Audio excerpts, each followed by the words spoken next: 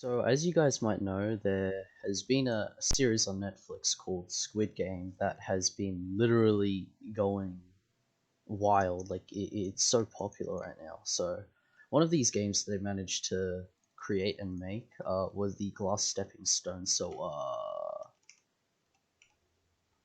I may have done that. So, let me explain. I actually just got the idea from Squid Game completely, and what this is, if you haven't watched the series, basically, if you step on one of these, it's either tainted or not, and if it's tainted, it can, like, you won't die, but if it's not tainted, then you die. Basically, what I did is I did exactly that for all of these, and as some of you I might be wondering, like, there's already a bunch of other games like this, but this one is unique. Not because it has colors. I'll explain that later.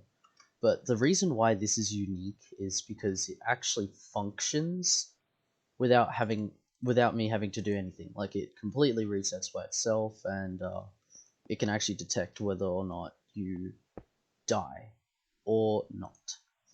So the basic function of what I have done here is I have made it so if you step on either the light blue stained glass or the concrete, it'll run through a randomizer, a two-way randomizer, that'll select the output of your death or no.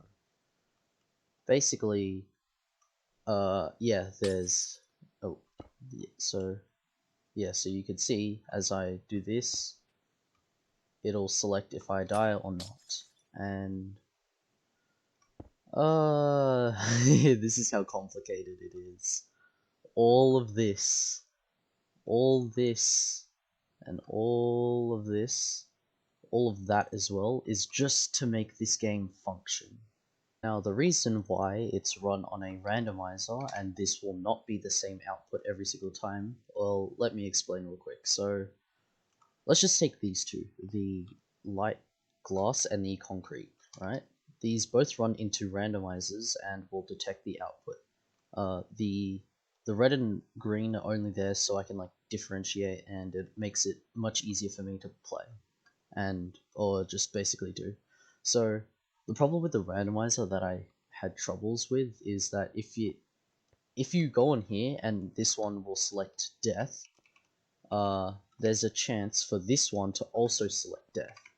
And to come around it, these are the two outputs, so it either outputs to this line or either outputs to this line. And if it outputs to this line, then somewhere in one of these command blocks it'll destroy this and add a repeater to here. So let's just say this one gets destroyed, then this one, no matter what the randomizer does, this way or this way, it'll always output to safe. If that makes a bench sense. You get the idea. So the reason why these aren't all the same blocks is because I make it so that if you are detected standing on one of these blocks, it'll activate the randomizer. And if you have two of the same blocks, then it's going to, of course, do for both of the blocks. So what I decided to do is put one as glass, put one as concrete, and that's basically how it differentiates. It's basically the same design, it's the same structure as the actual game in the Squid Games. It works the same, it's just the colors that are different, that they don't have the colors in the other one. So yeah. You guys also might be thinking, like, this, you could cheat it. You get the same output every single time, but I will show you how that is not the case. Right now on screen, I will probably show you the 10 different times I've played through this and all the outputs I've done. You can see they are sort of similar, but they are pretty much randomized. Yeah, they are fully randomized, so no matter what you do, it'll be randomized every single time, no matter what path you take. So, yeah. Alright, so here I will now demonstrate how it works. Basically, there was one flaw that I could that I could not come up with, so I had to do this design.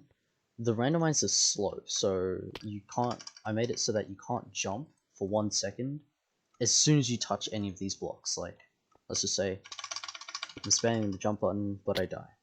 Now, this is to prevent you from just instantly skipping all over these, because the randomizer is really slow. So you could basically just do that, do that, do that, do that, but you can't, because you die instantly.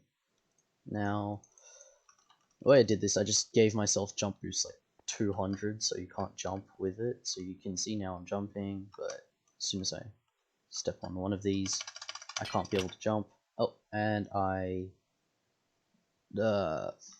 not supposed to do that. So anyway, this is completely random, and I've also added a few things so you can't skip over it or cheat or anything. You will always have to decide your fate. So yeah, the reason why I built this is because it's actually going to be a part of the 5th and final stage of my blood trials thing. So if you guys want to see another explanation on another cool thing that I've been doing, just like leave a like or something.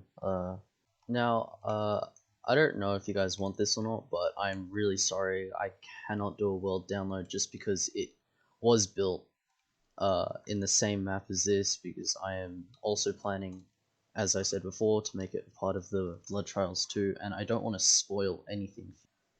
Yeah, I'm sorry I can't do a world download.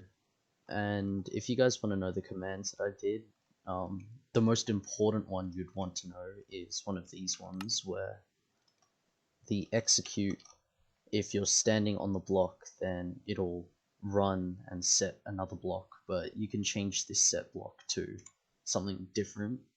But yeah, that's basically the primary command in this whole stage, level, whatever you want to call it. But yeah, basically the other commands used are like jump boost effects, basically setting the blocks. Yeah, they're all basically just setting the blocks, and yeah, it's not really that important. You set these blocks so that this one removes, and you get like a repeater here and stuff, but everything else here is just a set block. Uh, yeah, the primary one is just this one right here. You need to execute it, and that's pretty much it.